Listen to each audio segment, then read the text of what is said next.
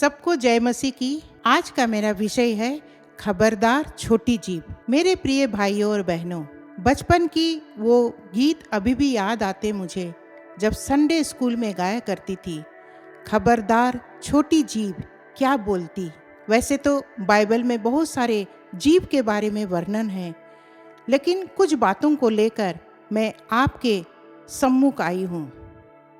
जीभ वैसे देखा जाए तो दो तरह की जीभ हम देखते हैं। पहली जीभ ये है कि आशीष देने वाली जीभ। एक आशीष देने वाली जीभ है और दूसरी जीभ है श्राप देने वाली जीभ। ये आशीष देने वाली जीभ क्या है?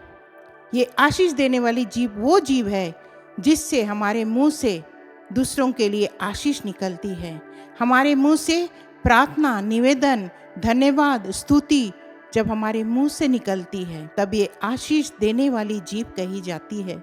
हाँ मेरे प्रियो, एक आशीष देने वाली बात करते हैं, ये है आशीषित करने वाली जीभ है। और दूसरी जीभ ऐसी जीभ है जिसके मुंह से हमेशा गाली गलौज, लड़ाई झगड़े, दूसरों को श्राप देना, ये सब बातें हमें देखने और सुनने को मिलता है। आइए हम देखें बाइबल में से कुछ बातें कि बाइबल क्या बताती है जीभ के संबंध में। तो मेरे साथ चलिए, याकूब 3 अध्याय 5 से 12 को आज हम पढ़ेंगे।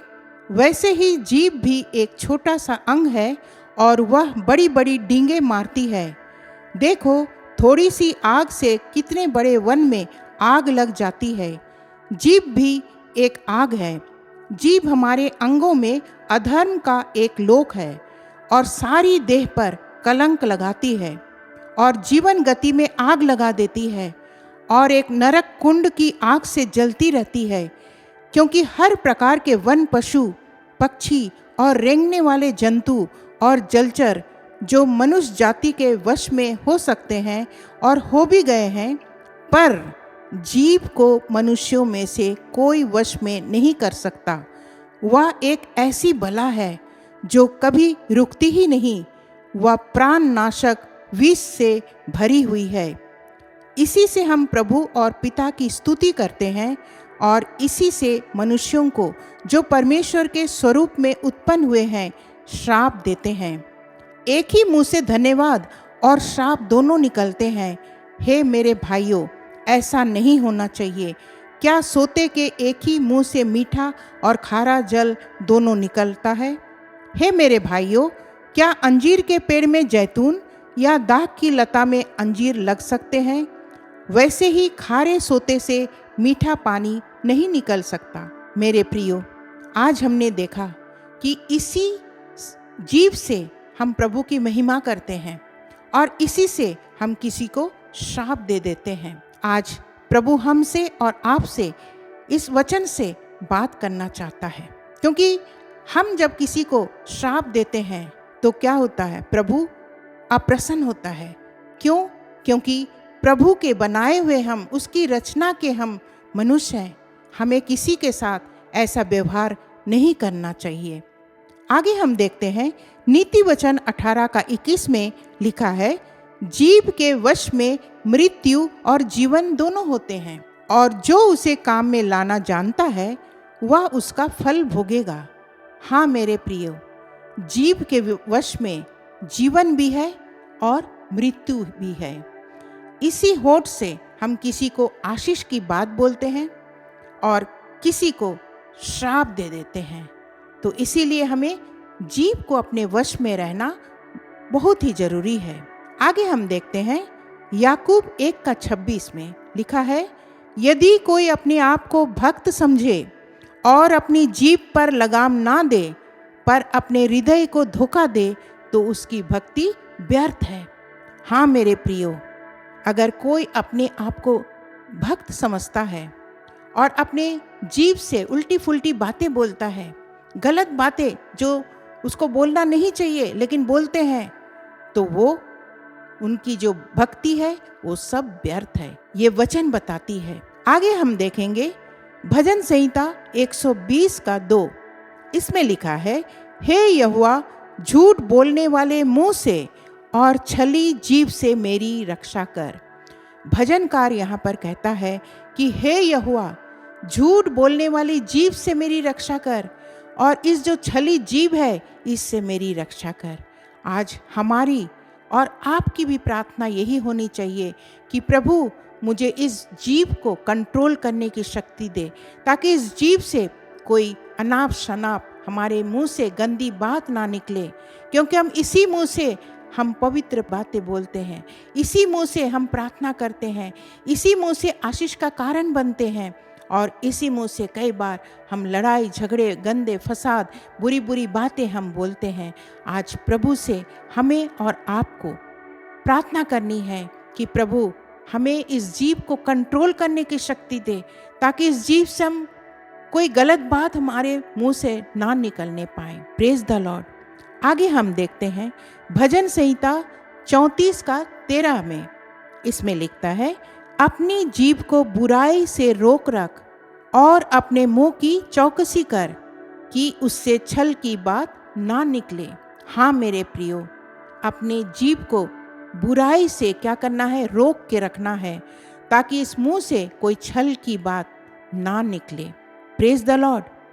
मेरे प्रियो, आप सबके सामने मैं एक उदाहरण को रखना चाहती हूँ, और मुझे विश्वास है कि आप सबको बहुत आशीष मिलेगी। एक छोटे कस्बे में 2 अच्छे दोस्त रहते थे, अरविंद और राहुल।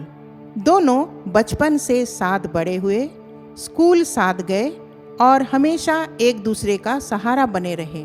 एक दिन किसी छोटी सी बात पर उनका झगड़ा हो गया। अरविंद ने गुस्से में आकर राहुल को कुछ बहुत बुरे शब्द कह दिए। उस समय उसे लगा कि यह तो बस गुस्से की बात है, बाद में सब ठीक हो जाएगा।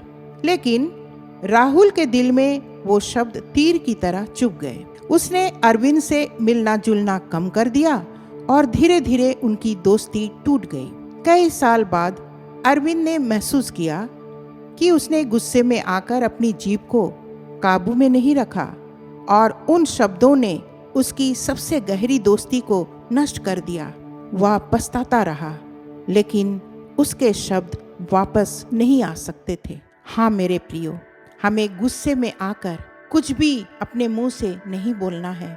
आज हम इस उदाहरण से यही सीख हमें मिलती है कि हमें जो भी गुस्से में आकर हम किसी को कुछ भी बोल देते हैं, चाहे वो मेरा परम मित्र ही क्यों ना हो, हमें नहीं पता चलता कि अगले इंसान को उस वाणी से कितनी ठेस पहुंची होगी। लेकिन आज इस उदाहरण से प्रभु हमें सिखाना चाहता है कि हमें अपने मुंह को कंट्रोल करना है। कोई भी गंदी बात या गुस्से में आकर हमें कुछ भी उतावले होकर हमें नहीं बोल देना है। Praise the Lord. बाइबल कहती है इफिसियों 4 उसका 29 में लिखा है, कोई गंदी बात तुम्हारे मुंह से ना निकले, पर आवश्यकता के अनुसार वही निकले जो उन्नति के लिए उत्तम हो, ताकि उससे सुनने वालों पर अनुग्रह हो। Praise the Lord. हमें अपने मुंह पर लगाम लगाना बहुत जरूरी है। मेरे प्रिय भाइयों और बहनों, ये छोटी सी जीभ है, लेकिन इसकी शक्ति बहुत बड़ी है। ये जीवन और मृत्यु का काम करती है। इसी जीभ से हम किसी के साथ बात करते हैं तो हमारा बोलना कितना अगले इंसान को मीठा लगता है, और इसी जीभ से हम कड़वे शब्द अनाप शनाप शब्द हम जब दूसरों को बोलते हैं तो उनको कितना हर्ट होता है, कितना दुख पहुंचता है। आज इस जीभ के बारे में जब प्रभु ने हमें और आपको ये मनन करने का समय दिया, तो मेरे प्रियो, मैं जानती हूँ कि आज हमें पश्चाताप करने की ज़रूरत है। आज हमें प्रभु के पास आने की ज़रूरत है। आइए, मैं सबके लिए प्रार्थना करना चाहती हूँ कि प्रभु मुझे वो जीभ दे, ताकि इन होठों से सिर्फ और सिर्फ तेरा ही गुणानुवाद हम करने पाएं। आइए, आप जहाँ कहीं से इस वीडियो को देख रहे हैं और सुन रहे हैं, अपनी अपनी आँखों को बंद करें, थोड़ी देर प्रभु के चरणों में आ जाइए। प्रभु असंभव को संभव करने वाला परमेश्वर है। आज से आपके और हमारे जुबान को प्रभु के हाथ में सौंप दीजिए, और वो हमें सब कुछ कर सकता है। वो हमारी जुबान को ठीक कर सकता है। आइए, अपनी अपनी आंखों को बंद करें और प्रार्थना करें। Hallelujah, hallelujah. धन्यवाद, धन्यवाद, धन्यवाद पिता परमेश्वर। प्रभु इस समय जो कुछ भी हमने सीखा, मनन किया, प्रभु मैं विश्वास करती हूँ प्रभु आपने हमें सिखाया प्रभु जी कि हमें अपनी जुबान से किसी को ठेस नहीं पहुँचाना है। इस जुबान से प्रभु जीवन निकलती है, इस जुबान के द्वारा लोग आशीषित होते हैं और इसी जुबान से लोगों को ठेस पहुँचती है। प्रभु जी आज तेरे चरणों में आई हूँ और मांगती हूँ प्रभु हमारे मुंह के बोल, हमारे मुंह के शब्द को प्रभु ठीक कर प्रभु। प्रभु इस जुबान को प्रभु मैं आज आपके चरणों में रख देती हूँ और मांगती हूँ पिता परमेश्वर प्रभु सिर्फ मुझे ही नहीं लेकिन जो कोई भी इस समय इस वीडियो को सुन रहे देख रहे हैं, हर एक को प्रभु आप ब्लेस कर, हर एक के जुबान को प्रभु आप ठीक कर, ताकि आज के बाद हम अपने जुबान से सिर्फ पर आशीष की बातें निकलने पाए, हमारे जुबान से सिर्फ किसी को धन्यवाद देने सीखें प्रभु। इस जुबान से प्रभु हम तेरी महिमा करने पाए प्रभु, तेरी प्रशंसा करने पाए प्रभु जी, और किसी के आशीष का कारण ठहरने पाए प्रभु। आपने प्रार्थना को सुन लिया, हम धन्यवाद देते हैं प्रभु। मैं इस समय प्रार्थना मांगती हूँ प्रभु, एक एक प्रार्थना निवेदन जो प्रभु YouTube चैनल के द्वारा प्रभु बहुत सारे भाई और बहन प्रभु जब लिखते हैं कि हमारे लिए प्रार्थना कीजिए, आज मैं इन सारे भाई बहनों को प्रभु मैं आपके चरणों में लेकर आती हूँ और मांगती हूँ एक एक की प्रार्थना हाँ और आमीन के साथ सुनी जाए और स्वर्ग में ग्रहण की जाए प्रभु। उनकी हर एक रुकी हुई प्रार्थना प्रभु जी मैं मांगती हूँ प्रभु दया करके सुने और स्वर्ग राज में ग्रहण कर ले। आज के मनन का विषय को प्रभु एक एक जनों ने जब सुना है प्रभु जी वो अपने जीवन को परिवर्तित करने पाए, अपने जीवन का बदलाव वो महसूस करने पाए प्रभु। सिर्फ प्रार्थना निवेदन ही नहीं, हमारे जीवन को प्रभु आज बदल दे प्रभु जी, कंट्रोल कर, लगाम होने दे प्रभु जी, ताकि हमारे जुबान से प्रभु सिर्फ और सिर्फ तेरी महिमा हम करने पाए प्रभु। आपने प्रार्थना को सुन लिया और स्वर्ग राज में ग्रहण किया, इसके लिए मैं आपको कोटि कोटि धन्यवाद देती हूँ। सारा आदर महिमा आपके धन्य चरणों में रख देती हूँ और ये छोटी सी दिनहीन प्रार्थना यीशु मसीह के नाम से मांगती हूँ, दया करके सुने और स्वर्ग राज में ग्रहण करें, आमीन। सब कोई को जय मसीह की। God bless you all. धन्यवाद हो तेरा, धन्यवाद हो तेरा।